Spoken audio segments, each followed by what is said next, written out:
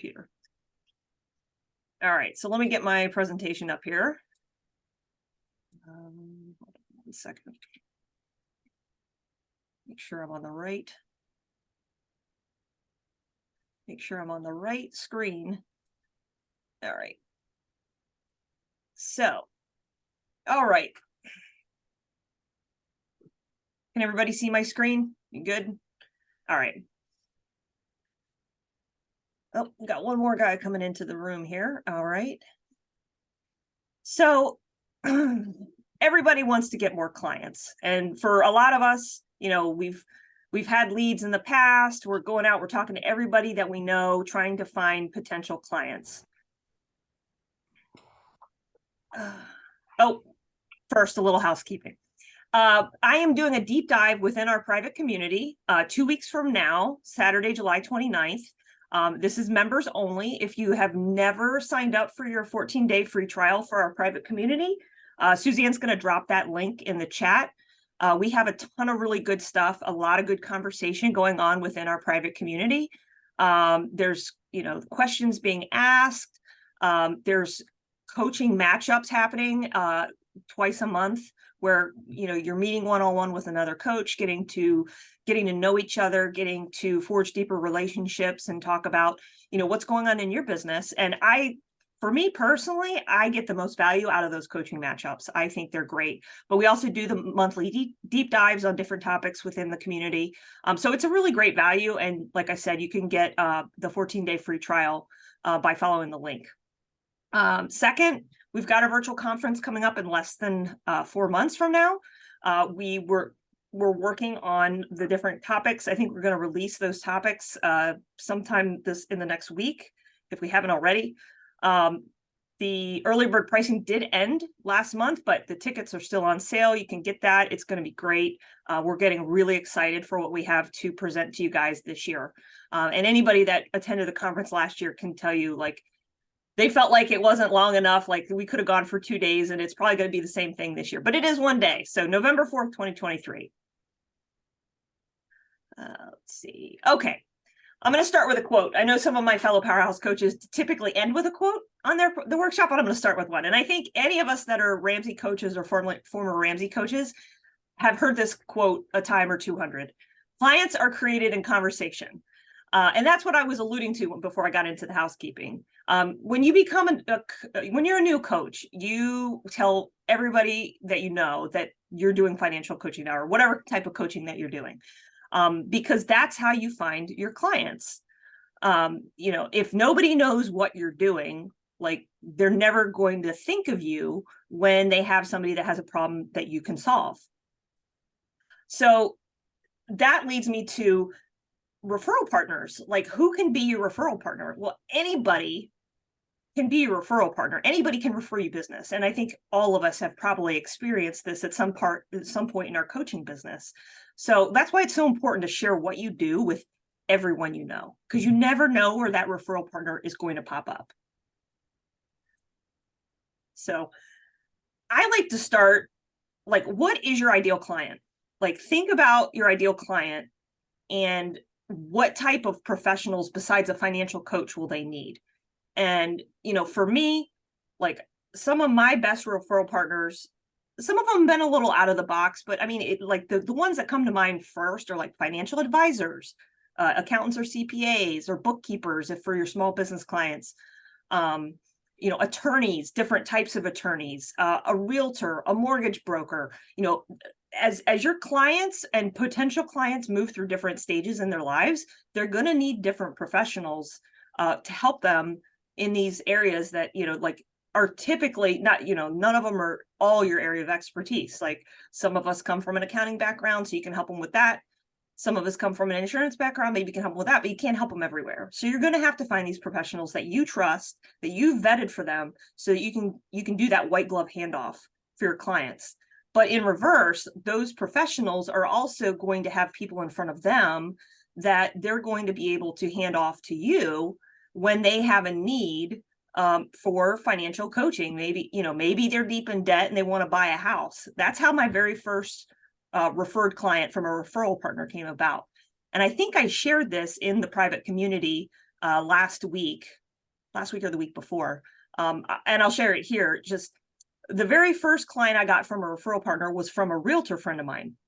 And he and I had known each other for probably 5 years before this referral came about. We went to the same gym, and he had been working in a corporate job, and then he decided to go into real estate. And I cheered him on as he did it. He had a plan. He totally rocked it as he made that transition from full-time corporate to part-time to full-time in real estate. And he became the top selling Century 21 real estate agent in the Boca Raton, Florida area. But he had a friend, it was actually a friend of his wife's, who came to him wanting to buy a condo, and her credit score was in the toilet. She had all this debt. She had 6 figures in student loan debt. And he's like, I can't help you right now.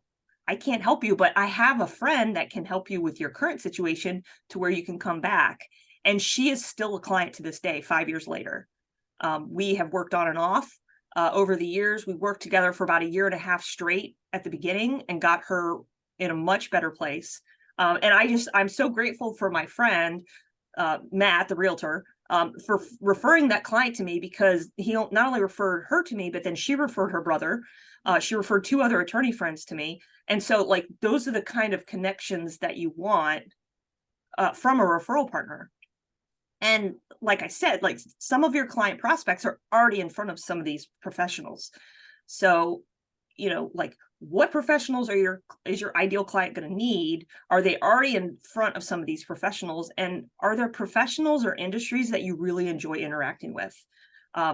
For me, I really enjoy interacting, like my friend Matt, the realtor. I love talking like first-time home buyer, making sure that people are in the right shape and have the information and the knowledge they need to be a first-time home buyer successfully.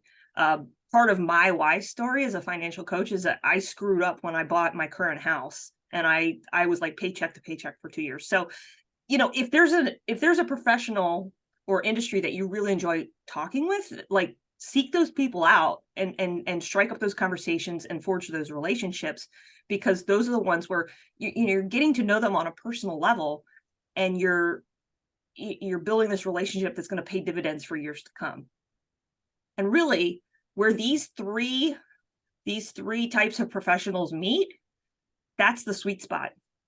That's the type of referral partner that you want to target first. If you've got a list and you've got some people on that list, referral partners that kind of check all 3 of those boxes, like, let's seek those people out.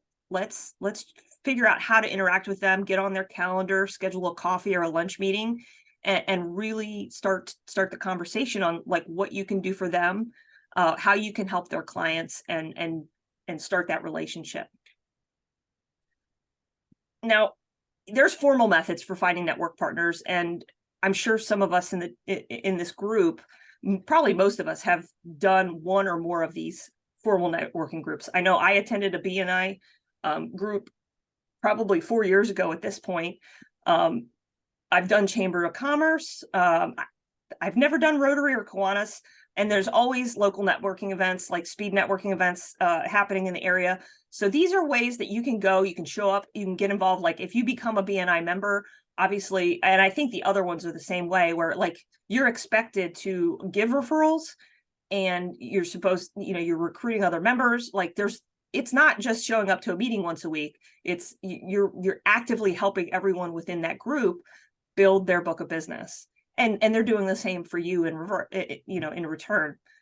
So this is these are ways that like you can actively and formally find these referral partners, because the people in those groups are doing the same exact thing.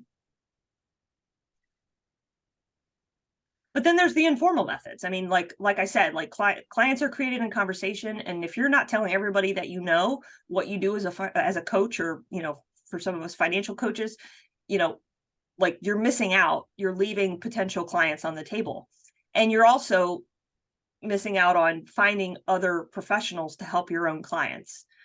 So church friends, other clubs that you're involved in, extracurricular activities. Maybe your kids are involved in local sports, and some of the other parents on the team, and they're professionals as well. strike up conversations with them while you're sitting, through an hour, 15-minute baseball game, whatever the case may be.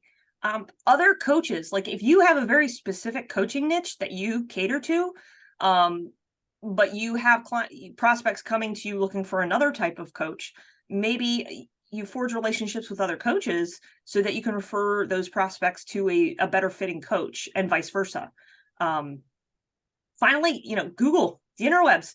I know when I was first getting started on my journey of seeking out referral partners, for instance, in the Ramsey world, like Endorse Local Providers or SmartVestor Pros, I went on Google and I Googled SmartVestor Pros in South Florida or SmartVestor Pros in Boca Raton or Fort Lauderdale or whatever the case may be.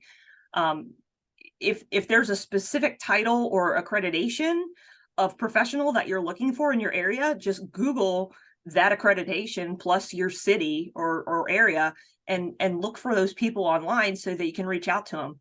And I got some responses back from that, and then some I never heard back from, but at least you're casting your net and you're trying to find these professionals to hook up with. Not every potential referral partner you meet is going to be a good match. Duh, right? Like you're going to hit it off with some of these people and you're going to hit it up. You're not going to hit it off with everybody. It's just like prospecting for clients. It's just a step ahead of that. It's prospecting for someone that you can send referrals to and get referrals from. And you need to cast a wide net. You need to, start with a wide funnel, and you're probably going to narrow it down from there. And like I said before, you have to cultivate the relationship. It's not going to be like a one and done coffee meeting. Oh, okay. Like, this is great. Like, I'm going to start sending referrals. You've got to get to know the person. You've got to let them know exactly what you do as a coach, how you bring value. And I think I see this on the next slide. Yeah. Like, think from their perspective. Like, when they take the meeting with you, they're probably thinking like, okay, what's in it for me? And that's not an all bad thing to think, because I know when someone books a meeting with me, I'm thinking the same thing, right? Explain what you do and how you can help them serve their clients and their client prospects. This is a mutually beneficial relationship you're trying to achieve here. So like, you've got to think of it from both ways, get to know them, build a relationship. It's going to be the long game. It may not happen overnight, but like if you forge that relationship and they become a source of warm leads, clients that are ready to sign up for coaching with you, that's totally worth it in my book. And I'll give you another example from my own life. This year, I met a woman at a dinner I went to, like a philanthropic dinner. It was, the goal of the dinner was to help give a copy of the Pocket Constitution to every kid, in the state of Florida in middle school or something like that. It was middle school or high school, I can't remember. So I went to this dinner and I got seated at a table with this woman who happens to sell life insurance. And, I asked her a few questions about the type of life insurance she sells and like what she does and all that. And she seemed like, yeah, okay, yeah. And she had heard of Ramsey. She's like, oh, I love Dave Ramsey. Like, I've heard of him before. I know his principles. And so we scheduled a lunch meeting for a few weeks in the future. And we met up for lunch on a Saturday afternoon, had a great time. And she has literally sent me about half a dozen prospects since that lunch meeting. And so, obviously not everyone's going to sign up, but the fact that like these leads are coming to me and I am doing very little work on the front end to go seek them out is awesome. And I hope that I can send her, clients when they have a life insurance need. And so it's working both ways. So get to know these referral partners, share with them the value that you bring. And sometimes like maybe you can offer to write an article for their newsletter. Maybe there's a topic that's front of mind for their clients and you can help share your perspective as a coach for that newsletter. And that's another way you can bring value to their, to their clients and their client prospects. So that's what I've got for today. Does anybody have any questions? We have one question from the chat, which you kind of already started to answer by with the example of writing for somebody else's newsletter. Mm-hmm. But the question is, what's a good way to give the referral partner a sample of what the person they're sending you will experience? Yeah, so I think the newsletter is a great way. I'm just having the conversation over, meetings with them. Like, hey, like, in the case of my friend that referred me, the realtor friend that referred me, one of my earliest clients, we had conversations prior to that point where I said, look, I help people get on a budget. I help them pay down debt, which in turn helps them, build their credit score back up, even though that may not be my main focus. It is a nice side effect, which then helps them qualify for better financing on their first home, save up for that down payment, which also helps them purchase their first home. So I can send them back to you and you can make a fat commission on helping them buy their first home. So being able to clearly communicate to the referral partner exactly what it is you do as a coach really goes a long way in selling them on why they should send their clients and client prospects to you. Yeah, I think it's like speaking their language. So like the example you just gave, put it in terms that they're going to understand. We, if you were a Ramsey trained coach, you were trained not to really care about the credit score. That realtor's probably going to care about the credit score because 99% of their clients are doing regular, are going to apply for their mortgages the regular way instead of doing manual underwriting. So Right. put it in a way that makes sense to that particular referral partner. Yeah. No other questions in the chat. If anybody wants to just open up their microphones and jump in. Hey, Abby, could you put the last slide up again? Would you Sure. mind? Thanks. There you go. Thank you.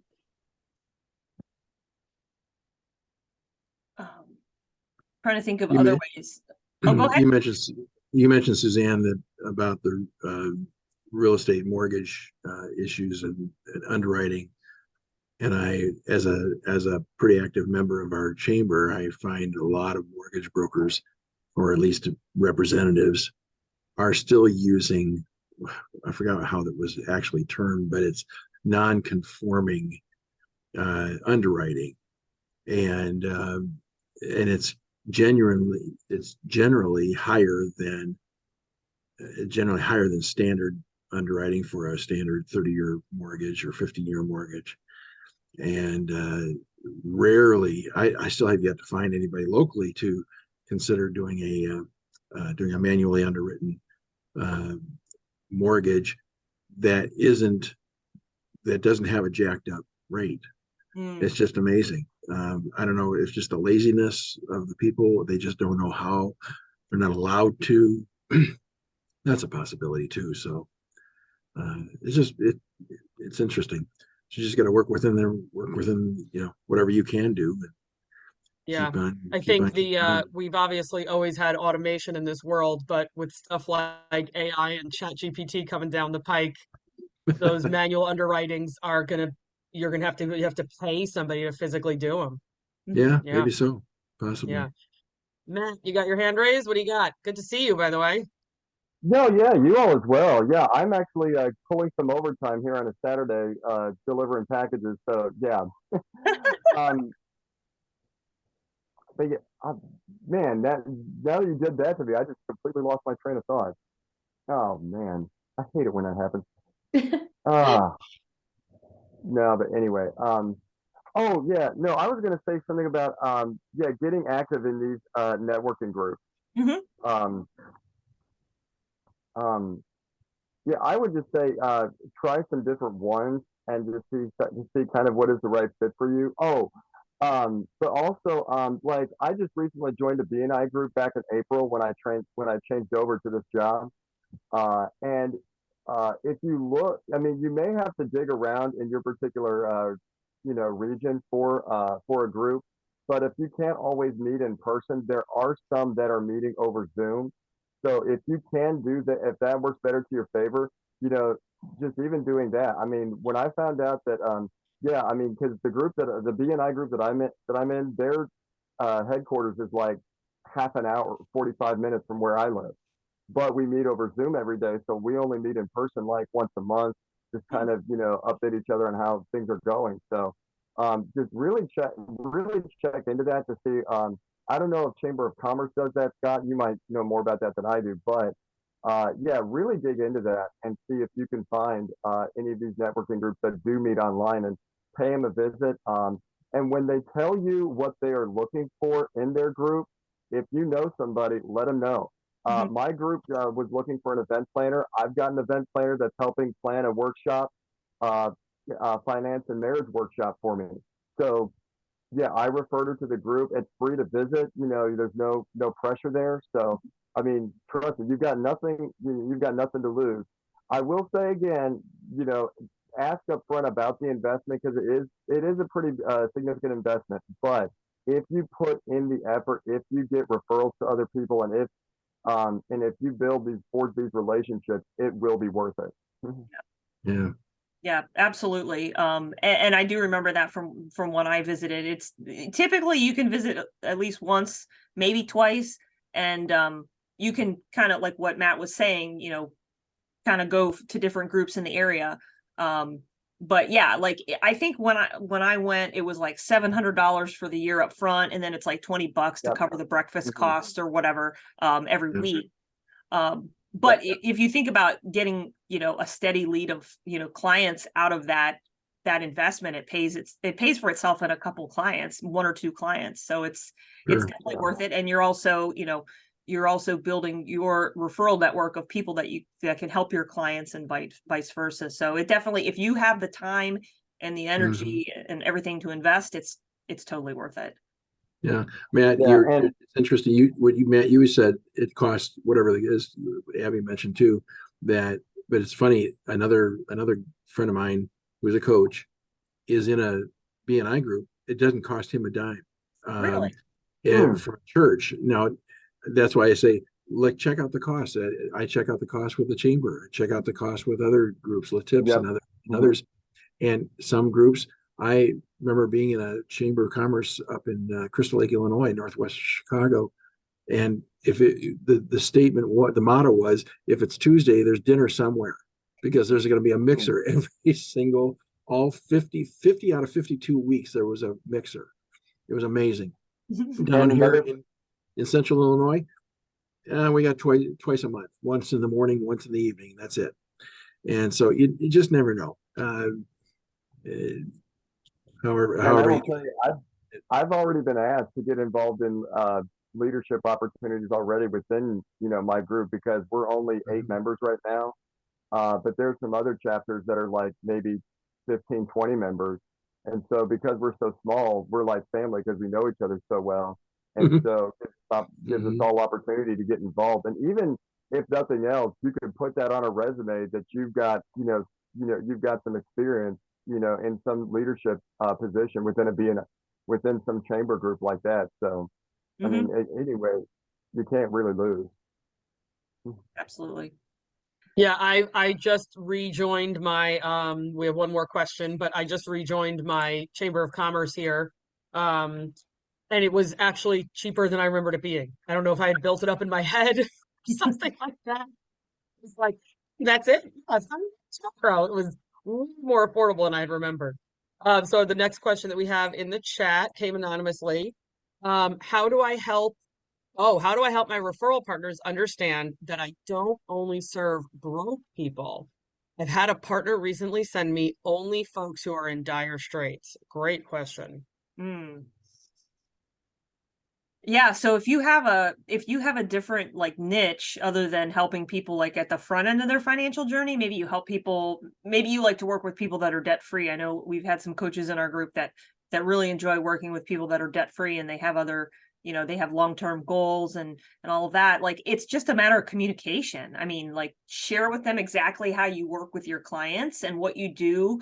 In my example of the first referral client that I got from my realtor friend, she ended up paying off all of her consumer debt. She still had the student loans hanging around, but like in the years since then, she's come back for additional coaching because she was buying her first house and she wanted me to help her, kind of forecast out like, okay, like I need to put X amount away for that down payment.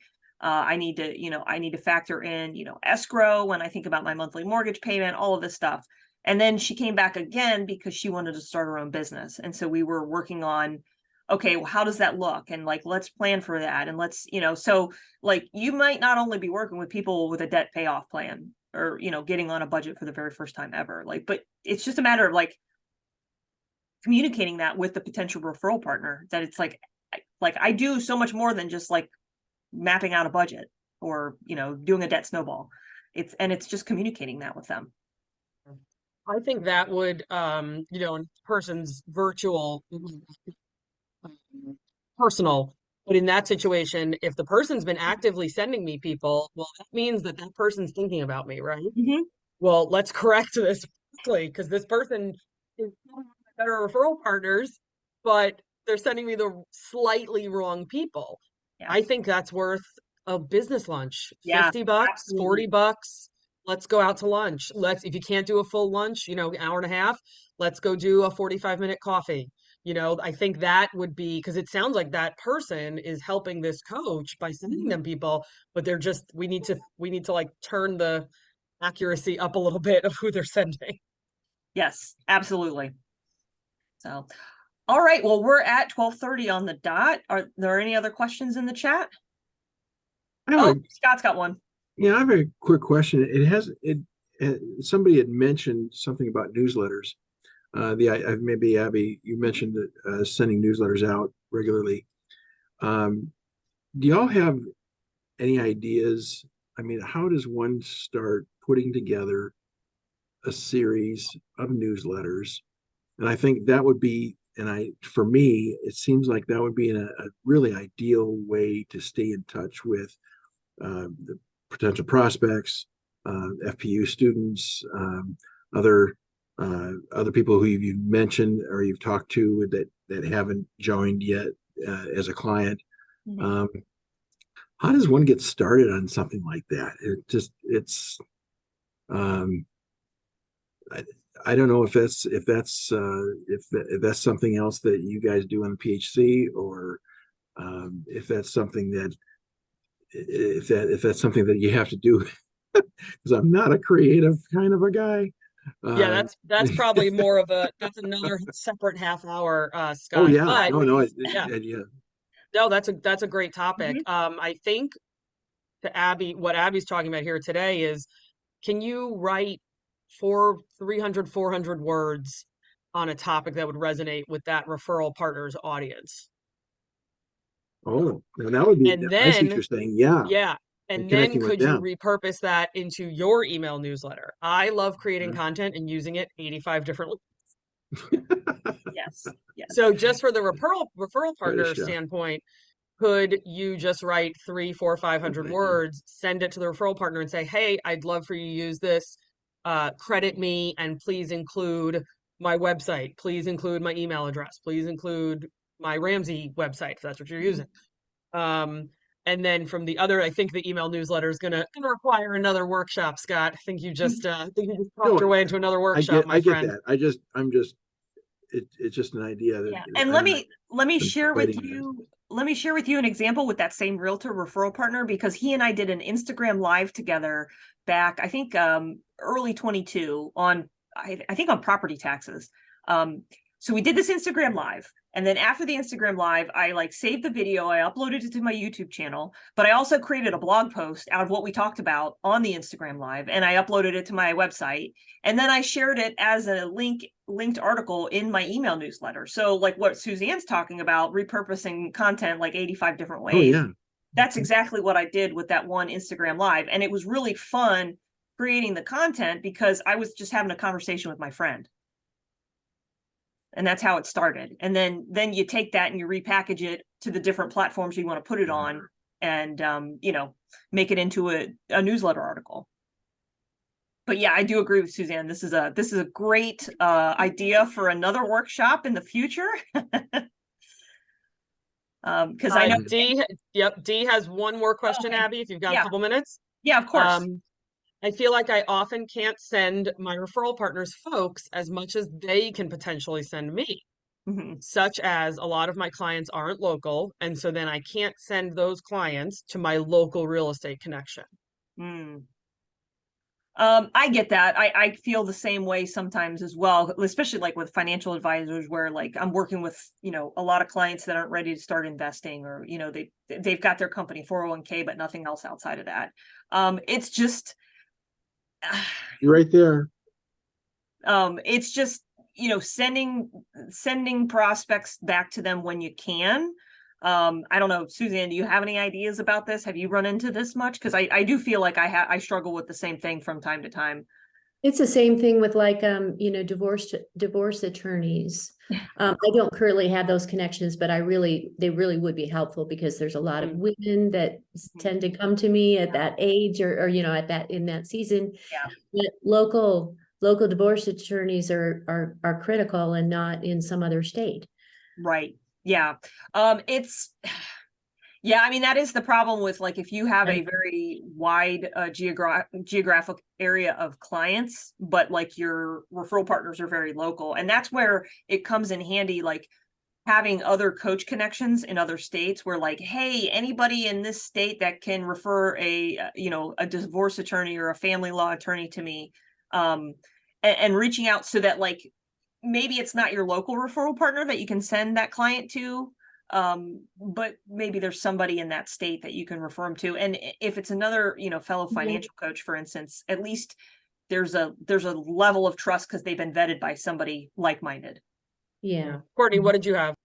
Okay, so it's actually really, really simple, you guys. It doesn't matter where this referral partner is, anywhere literally in the world. You come at it from the angle of, I want to help you create more clients. This works especially well with mortgage brokers and real estate agents. Mm-hmm. So how many times do they get someone who they run the numbers, they can't afford to buy the house, they don't have a client. They send them to you, you help them get financially prepared to buy said house. That is that business for the mortgage broker and the real estate agent.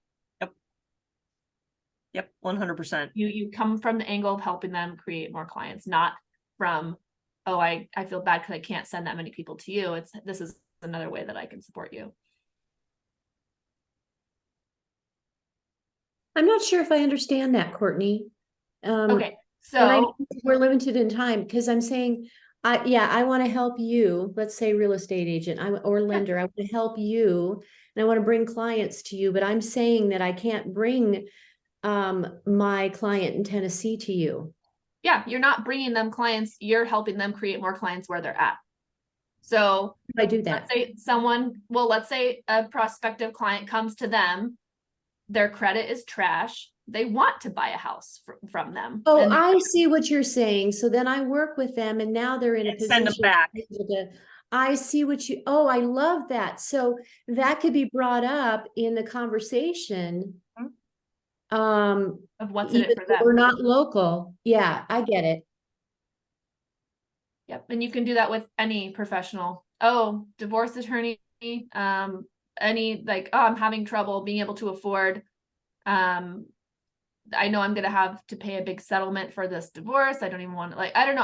I'm trying to think of examples, but you get them financially prepared to go then work with the other professional. Like even with financial advisors, you're helping them pay off their debt before they're ready to invest. Right. So that encourages us to go ahead and make the connections with these types of people in other places, not just. Oh yeah, because I am preparing a future client for that financial advisor. They're not working with them yet, but as soon as they're done with me, they're going to hire them. Yeah. Okay. All right, Matt, you're going to wrap us up. Okay. So you mentioned, I know someone mentioned this earlier, but I know someone on here probably has the question of why would we want to reach out to establish referral relationships with bankruptcy attorneys and divorce attorneys? How do we go about navigating those type of relationships with those people? Well, I think you're going to come across people and you're probably going to have clients at some point that are going to need those. Like you hope for the best, but you prepare for the worst. Right, I mean, absolutely. like it's always good to have those types of referral partners in your network, just because like it's not a matter of if, it's a matter of when. Most of the time, like you're just going to need these types of professionals to reach out to. And like Courtney said,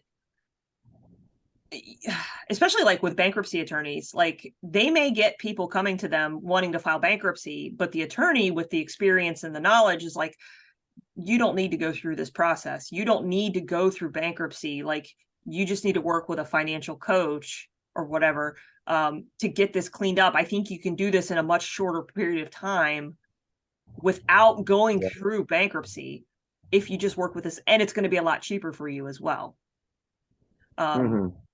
And then with divorce, like one of my local referral partners is a family law attorney that, you know, focuses most of her time on divorces. You know, she's always telling me like, oh, I have so many clients that they come out of this and they're just a mess financially because they've always relied, you know, a lot of times it's the woman, but it's not always the woman, but like the spouse has always relied on their spouse for the financial aspect of their marriage. And then their marriage falls apart and they have no idea what they're doing with their finances. And so Yep. like you're helping, you're not helping, hopefully you're not helping to send clients back to the divorce attorney, but like if you've got clients, especially like to Suzanne's deep dive last month, coaching struggling couples, you know, sometimes you can help them through those struggles.